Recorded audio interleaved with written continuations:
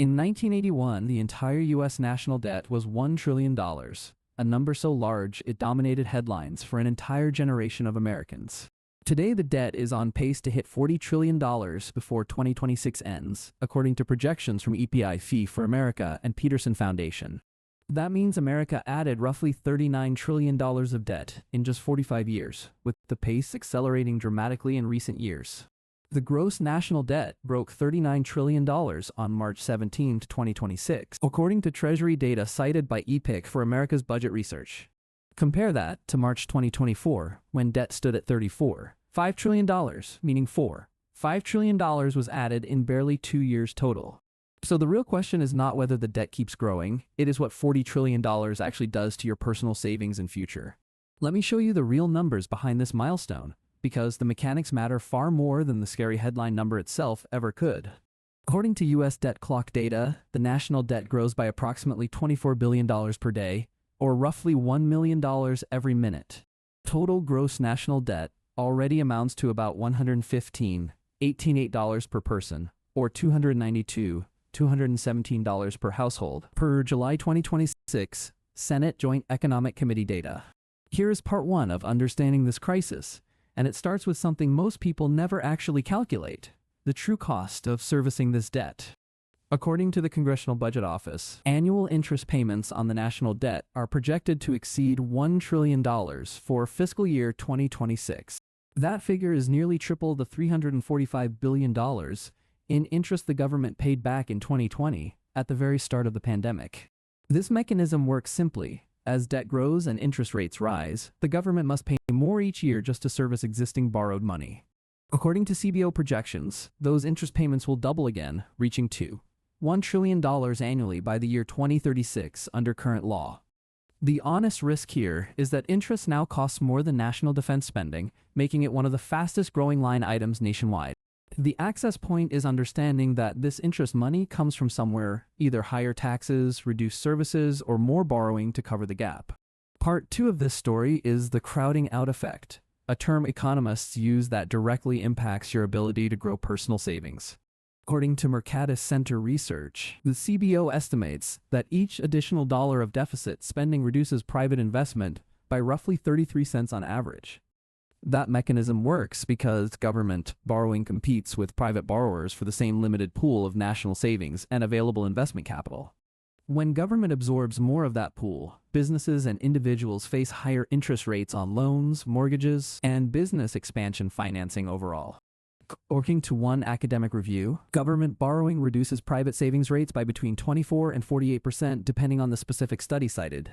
The honest risk is that this crowding out slows wage growth and economic productivity, which the American Action Forum says directly reduces future household income. The access point here is recognizing that your savings account interest rate and your mortgage rate are both connected to this exact borrowing competition. If protecting your savings from these fiscal pressures matters to you, check out the free video linked below covering practical portfolio protection strategies. Part 3 involves Social Security, since the debt conversation directly connects to whether the program can pay full benefits to retirees in coming years. According to the 2026 Social Security Trustees Report released in June, the Retirement Trust Fund will be depleted by the fourth quarter of 2032. At that point, incoming revenue could pay only about 78% of scheduled benefits, according to the trustees' own official projections this year. The Committee for a Responsible Federal Budget estimates this means a 22 to 24% automatic benefit cut for 62 million retirees. For a dual-income couple retiring in early 2033, that cut could mean an $1,100 reduction in annual benefits, according to CRFB's detailed analysis. The mechanism connecting this to national debt is direct. Rising interest costs and ballooning deficits make it politically harder to fund a Social Security fix. Medicare faces a similar timeline, with its hospital insurance trust fund projected for insolvency in 2033, triggering an 11% cut to provider payments. The honest risk is real. Without legislative action, tens of millions of Americans could see reduced retirement income precisely when they need it most. The access point is planning independently, building personal retirement savings that do not rely entirely on full scheduled Social Security benefits arriving on time. Part 4 addresses inflation, since a rising national debt has historically been connected to how governments eventually try to manage extremely large debt burdens. CBO projects consumer price inflation around 9% in 2026, moderating toward roughly 2-3% annually over the following decade under current law projections. The mechanism worth understanding is that persistent government borrowing, especially if financed through money creation, can add upward pressure on prices over time. The honest reassurance is that CBO's baseline does not project runaway inflation, though economists note growing debt levels add long-term uncertainty either way. The access point is protecting savings against inflation specifically through assets that historically preserve purchasing power even during elevated government borrowing periods. Now let's talk about who actually holds all this debt, because the answer shapes how vulnerable your savings really are to any single event. According to Treasury International Capital data, foreign holders own roughly $9.4 trillion of U.S. Treasuries, a record high despite some countries selling recently. Japan remains the largest foreign holder near 13 to 1. $24 trillion, while China's holdings fell to an 18-year low around $652 billion. The mechanism protecting the system is domestic ownership.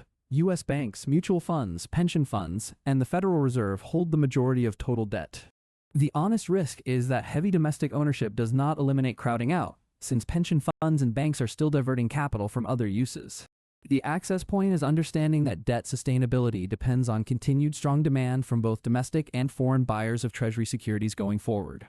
Let's pause here for the historical comparison nobody in these debt conversations wants to make, because it genuinely changes how alarming this number should feel. Debt held by the public sits at roughly 100% of GDP today, according to CBO, matching levels not seen since World War II. CBO projects that ratio will climb to a record 120% of GDP by 2036, surpassing the prior peak of 106% set in 1946. The mechanism behind that comparison matters. After World War II, strong post-war economic growth gradually shrank the debt ratio over subsequent decades naturally. The honest risk today is different, since CBO projects real economic growth of only 1.8% annually, far slower than the post-war boom years. That slower growth means the debt-to-GDP ratio is far less likely to shrink naturally the way it did after the 1940s conflict. So where did all this borrowing actually go, and why has the pace accelerated so dramatically compared to prior decades of American fiscal history? According to EPIT for America, the most recent trillion in debt accumulated in just 21 weeks versus 219 years for the first 10 trillion. Mandatory spending on Social Security, Medicare, and net interest now dominates the federal budget, leaving less room for negotiated annual discretionary spending decisions. CBO projects' federal outlays will rise from $7.4 trillion in 2026 to $11.4 trillion by 2036, driven largely by these three categories. If understanding how this affects your everyday financial planning matters to you, the free breakdown linked below covers building a debt-resistant personal strategy.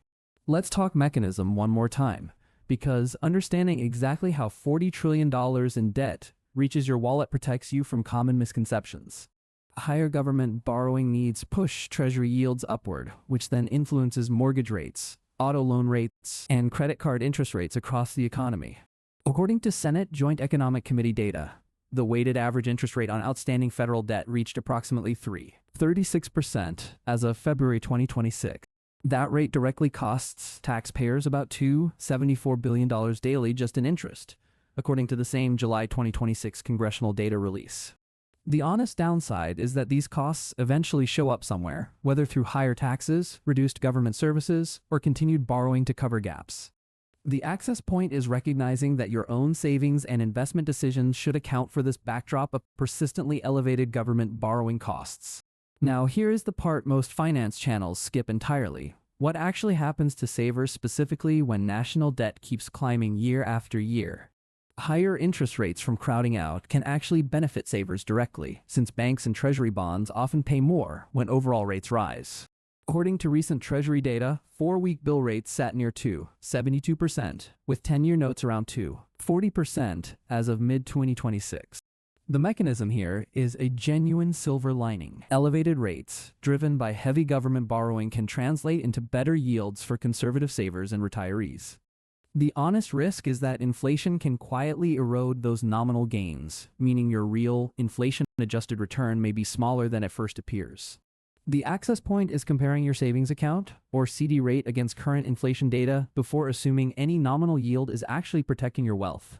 Asset 1 for protecting savings amid rising national debt is Treasury inflation-protected securities, government bonds specifically designed to adjust with official inflation data. This mechanism directly shields purchasing power, since the bond's principal value rises alongside inflation, unlike standard fixed-rate bonds that never adjust upward.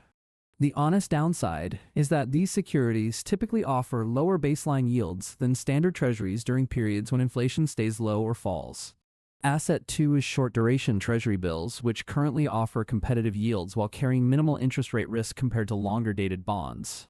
The mechanism works because short maturities let you reinvest quickly if rates continue rising, avoiding being locked into today's rates for many years. The honest risk is reinvestment risk in reverse. If rates fall significantly, your future reinvested holdings may earn considerably less than they do today. Asset 3 is diversified equity exposure, since historically stocks have outpaced inflation and government borrowing costs over sufficiently long multi-decade time horizons. This mechanism works because company earnings and dividends generally grow alongside the broader economy, offering a hedge against currency and purchasing power erosion. The honest risk is volatility, since equity markets can decline sharply during recessions or crises, unlike the relative stability of government bonds.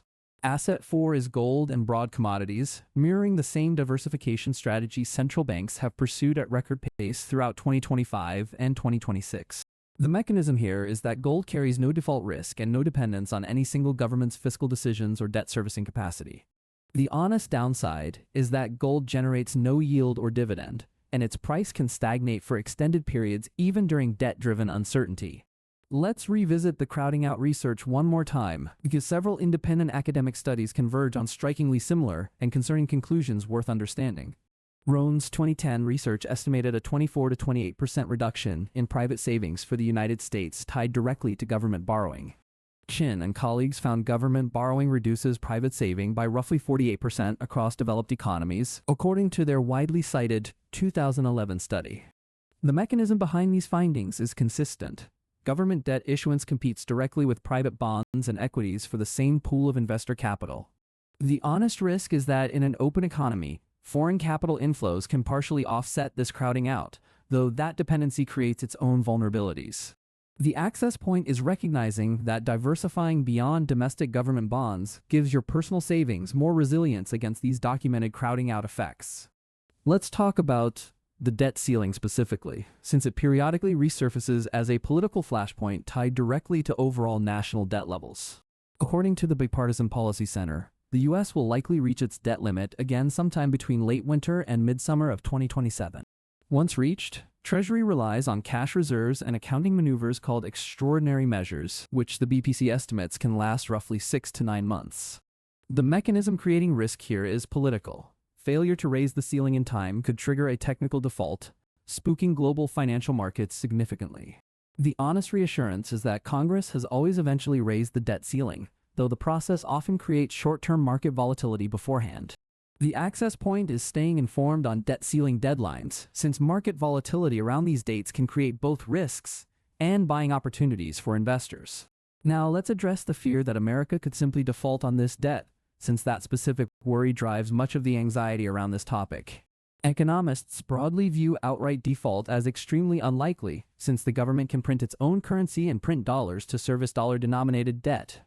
The mechanism protecting against traditional default is monetary sovereignty. Unlike households or businesses, the federal government controls the currency its debt is denominated in. The honest risk is not default itself, but rather the slower, quieter costs of high debt, crowding out, inflation pressure, and reduced fiscal flexibility. The access point is shifting your mental model away from sudden collapse fears and toward the gradual, measurable economic effects documented by CBO and academics. Let's talk about what history teaches us about prior debt milestones, since America has crossed major thresholds before without immediate economic catastrophe following. The debt crossed $10 trillion in 2008, $20 trillion in 2017, and $30 trillion in 2022, according to U.S. debt clock historical data. Each crossing generated significant media attention and predictions of crisis, yet markets and the broader economy continued functioning through each of these prior milestones. The mechanism behind that resilience is continued strong demand for Treasury securities, both domestically and internationally, despite each new record-breaking debt level. The honest risk is that past resilience does not guarantee future outcomes, especially as debt to GDP ratios climb well beyond historical peacetime norms. According to American Action Forum research, high and rising debt slows income and wage growth over time, even without triggering any sudden crisis event. So the historical lesson is nuanced. No immediate collapse, but measurable, compounding costs that quietly reduce economic growth and household income over many years. Let's discuss what this means specifically for younger workers and future retirees, since they will bear the compounding effects of today's borrowing decisions longest. CBO projects that federal debt will reach 166% of GDP by 2055, according to the agency's long-term budget outlook released this year. The mechanism connecting today's borrowing to future generations is straightforward. Higher future interest costs and potential tax increases will fund decisions made decades earlier. The honest risk is intergenerational. Younger workers may face higher taxes, reduced government services, or both, to service debt accumulated before they entered the workforce. The access point is starting personal retirement and investment planning early, building independent financial resilience regardless of how future fiscal policy debates ultimately resolve.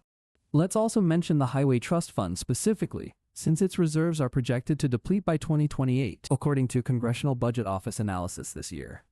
That smaller-scale insolvency mirrors the larger Social Security and Medicare challenges, showing how multiple federal trust funds face similar structural funding pressures simultaneously. The mechanism behind all these depleting trust funds is consistent. Promised spending has outpaced dedicated revenue streams for years across several federal programs. The honest risk is that fixing one trust fund often requires difficult trade-offs, since general fund borrowing to patch gaps only adds to total debt. Now, let's revisit the interest rate outlook specifically, since Federal Reserve policy remains one of the biggest variables shaping future debt servicing costs. CBO projects the 10-year Treasury rate will average 4.1% in 2026, rising gradually toward 4% by 2031, under current baseline assumptions.